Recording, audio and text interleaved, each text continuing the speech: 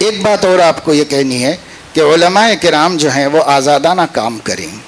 بسا اوقات بہت جگہوں پر یہ ہو رہا ہے کہ بات تھوڑی سی بعض لوگوں کو تلخ لگے گی، لیکن حقائق یہاں سب بول رہے ہیں. اس لیے میں بھی ایک اپنا 50 سالہ تجربہ آپ کے سامنے رکھنے کے لیے یہ بات کہہ رہا ہوں کہ بہت جگہوں پر علماء کو مختلف محاذوں پر کام کرنے میں سب سے بڑی مانع تبلیغی جماعت ثابت ہو رہی ہے. وہ ان کو کام مختلف محاذوں پہ کرنے نہیں دے رہی.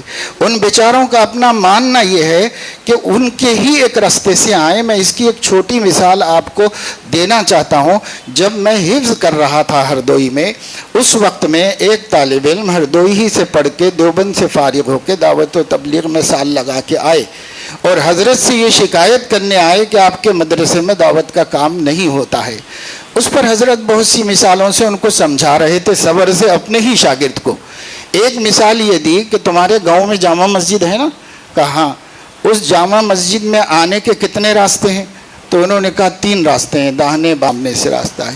اگر عصر کی اذان ہو جائے اور اس مسجد کے اندر لوگ نماز پڑھنے آئیں، ایک راستے سے آپ آتے ہیں، باقی لوگ دوسرے راستوں سے آئیں، تو وہ جو دوسرے راستوں سے آئے وہ عصر میں شریک ہوئے کہ نہیں ہوئے؟